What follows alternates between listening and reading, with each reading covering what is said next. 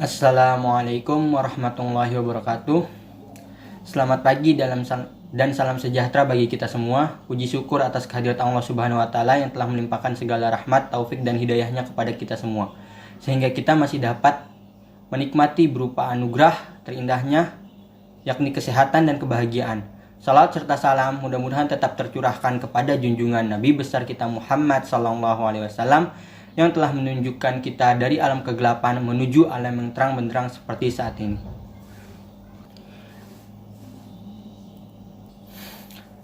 Di sini saya akan menjelaskan tentang peran perawat menurut agama Islam. Perawatan dalam Islam adalah pelayanan kesehatan yang berkaitan dengan merawat pasien, individu, keluarga, dan masyarakat sebagai manifestasi cinta kepada Allah dan Nabi Muhammad. Keperawatan sebagai profesi bukan hal baru bagi Islam.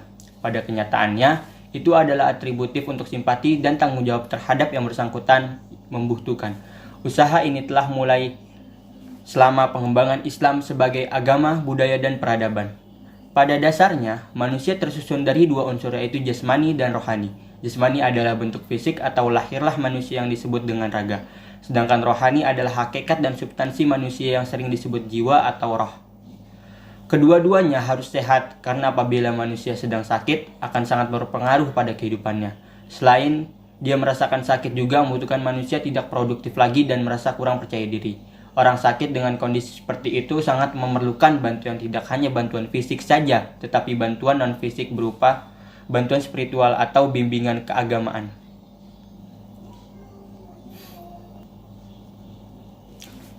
Pembahasan A. Akhlak perawat.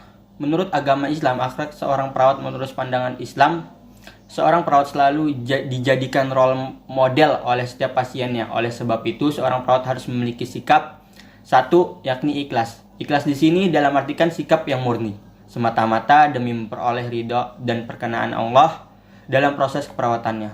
Allah menerangkan dalam surat Al-Bayyinah 98 ayat 5. A'udzu billahi minasyaitonir rajim. Bismillahirrahmanirrahim. وَمَا أُمِرُوا إِلَّا لِيَعْبُدُوا اللَّهَ مُخْلِصِينَ لَهُ الدِّينَ أَعُوذُ بِاللَّهِ مِنَ الشَّيْطَانِ الرَّجِيمِ بِسْمِ اللَّهِ الرَّحْمَنِ الرَّحِيمِ وَمَا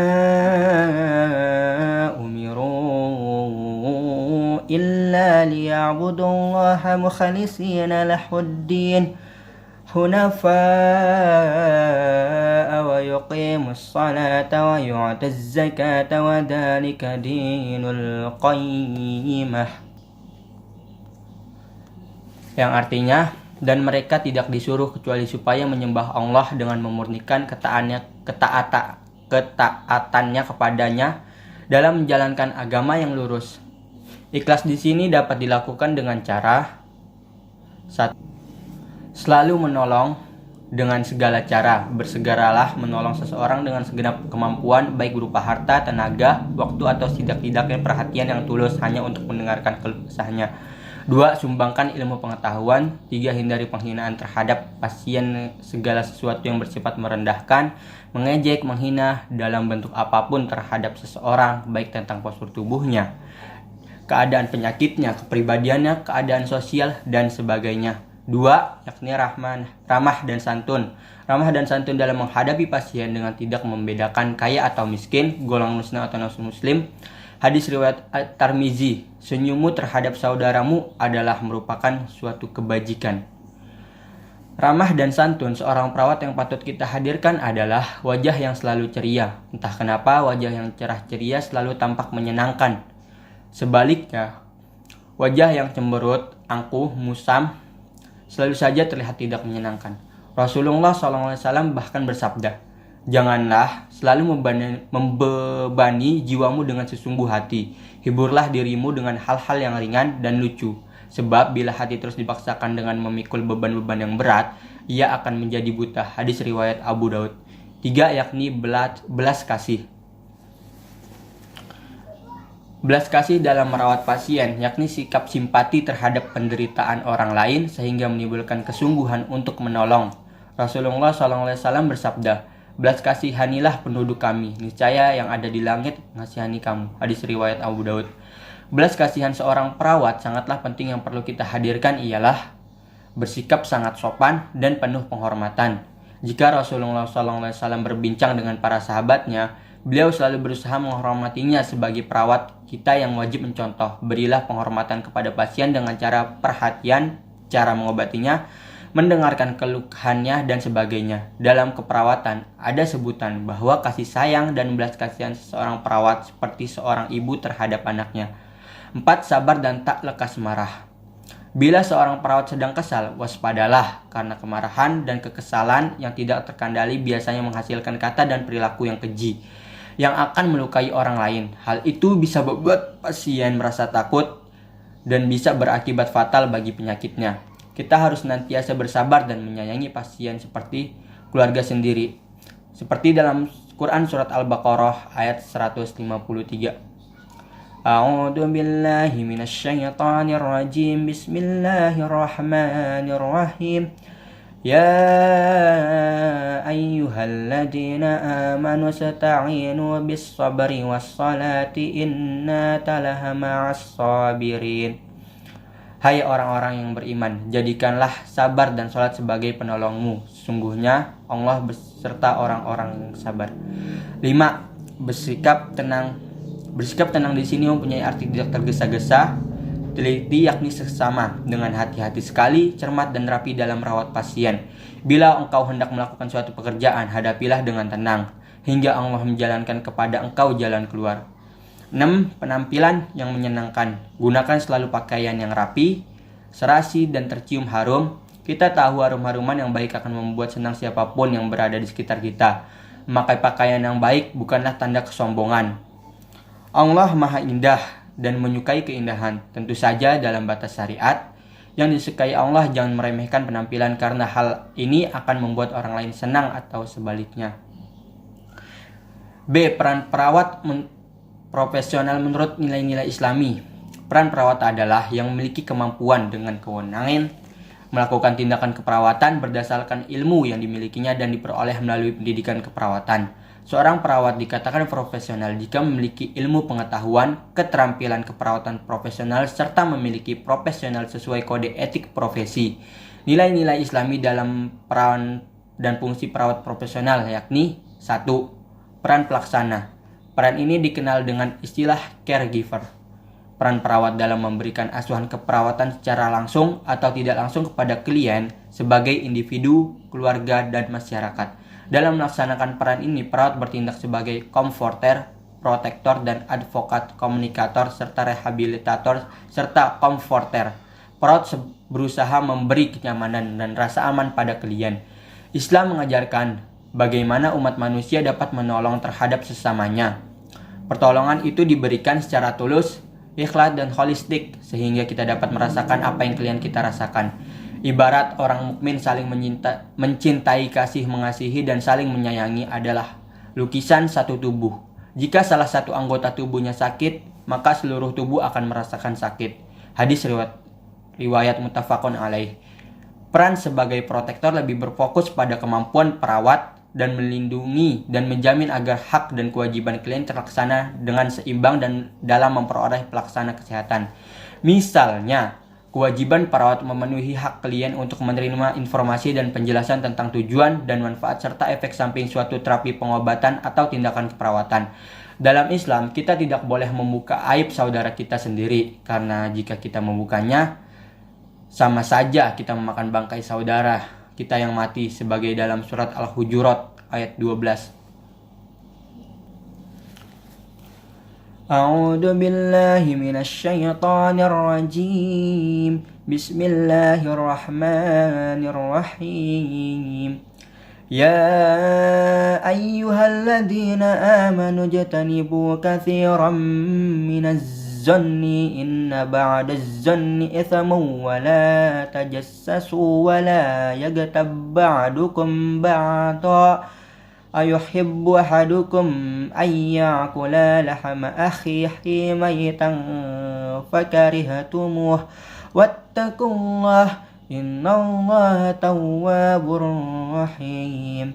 Yang artinya, wahai orang-orang yang beriman, jauhilah banyak dari prasangka. Sungguhnya sebagian prasangka itu dosa.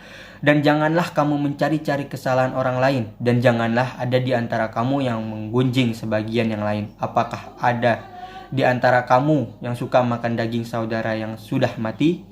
Tentu kamu merasa jijik dan bertakwalah kepada Allah. Sungguh Allah Maha Penerima Tobat, yakni Maha Penyayang.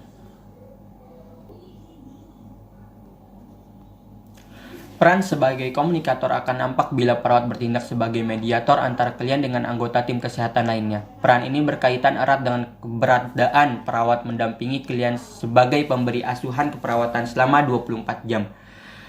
Perawat dalam Islam harus memberikan dukungan rehabilitator berhubungan erat dengan tujuan pemberi aspek, yakni mengembalikan fungsi organ atau bagian tubuh agar sembuh dan dapat berfungsi normal. 2. Peran sebagai pendidik atau health educator. Sebagai pendidik, perawat berperan mendidik individu, keluarga, kelompok, dan masyarakat, serta tenaga keperawatan atau tenaga kesehatan yang berada di bawah tanggung jawabnya. Peran ini dapat berupa penyuluhan kesehatan kepada klien, individu, keluarga, kelompok, atau masyarakat, sebagaimana dalam Quran Surat Al-Imran ayat 148. A'udzu billahi minasy syaithanir rajim. Bismillahirrahmanirrahim. Fa'atahumullahu thawabad dunya wa husna thawabil akhirah wallahu yuhibbul muhsinin. Yang artinya, maka Allah memberi mereka pahala di dunia dan pahala yang baik di akhirat, dan Allah mencintai orang-orang yang berbuat kebaikan.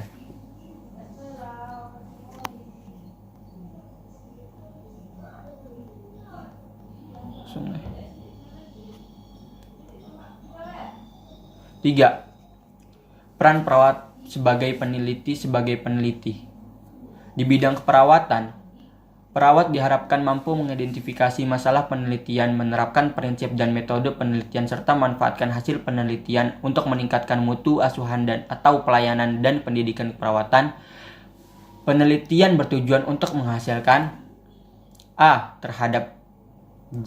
Jawaban terhadap pertanyaan, B. Solusi penyelesaian masalah baik melalui produk teknologi atau metode baru maupun berupa produk jasa, C. Penemuan dan penafsiran fakta baru, D. Pengujian teori berdasarkan kondisi atau fakta baru, E. Perumusan teori baru. Quran Surat Al-Qasas ayat 77 yang berbunyi,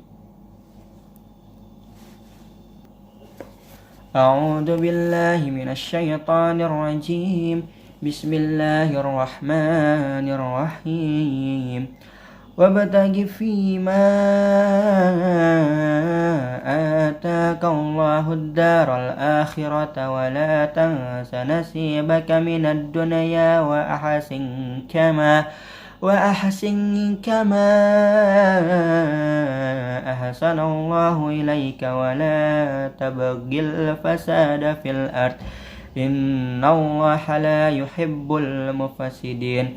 Yang artinya, dan carilah pahala negeri akhirat dengan apa yang telah dianugerahkan Allah kepadamu. Tetapi janganlah kamu lupakan bagianmu di dunia dan berbuat baiklah kepada orang lain, sebagaimana Allah telah berbuat baik kepadamu, dan janganlah kamu berbuat kerusakan di bumi. Sungguh Allah tidak menyukai orang yang berbuat kerusakan. C. Peran perawat dalam membimbing pasien dalam beribadah. 1. Pada pertemuan awal, perawat membacakan doa menjenguk orang sakit, yang artinya, hilangkanlah penyakit wahai Rabb manusia dan berilah kesembuhan. Sungguhnya Engkau adalah Maha menyembuhkan, tidak ada kesembuhan kecuali dengan kesembuhan darimu. Berilah kesembuhan total yang tidak menyisakan penyakit. 2. Membimbing pasien untuk bersuci. Sebagai perawat, kita harus membimbing pasien saat sedang bersuci.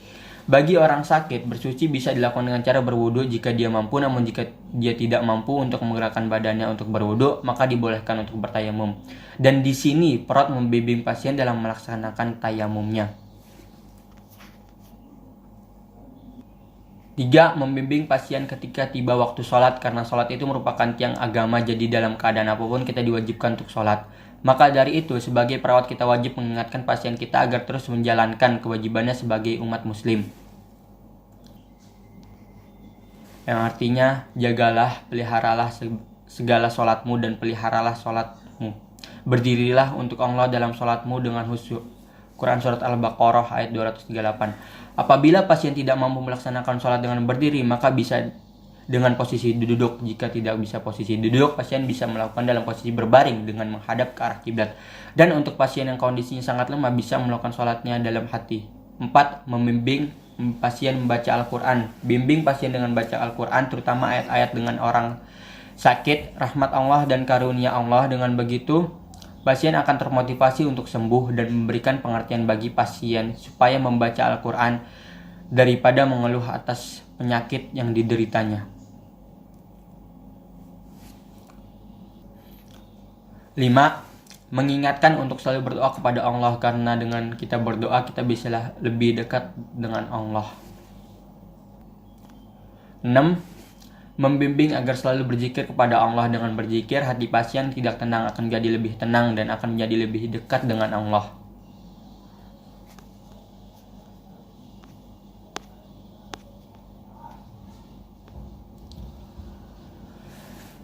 Kesimpulannya yakni keperawatan dalam Islam adalah pelayanan kesehatan yang berkaitan dengan merawat pasien, individu, keluarga, dan masyarakat sebagai manifestasi cinta kepada Allah dan Nabi Muhammad. Keperawatan sebagai profesi bukan hal baru bagi Islam. Pada kenyataannya, itu adalah atributif untuk simpati dan tanggung jawab terhadap yang bersangkutan membutuhkan. Usaha ini telah dimulai selama pengembangan Islam sebagai agama, budaya, dan peradaban.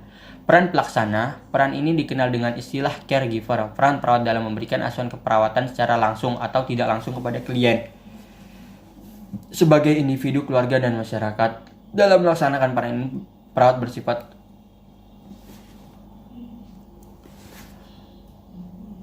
Itu saja yang bisa saya sampaikan. Apabila ada kata-kata yang salah, tolong dimaafkan. Wabil taufiq wal hidayah. Assalamualaikum warahmatullahi wabarakatuh.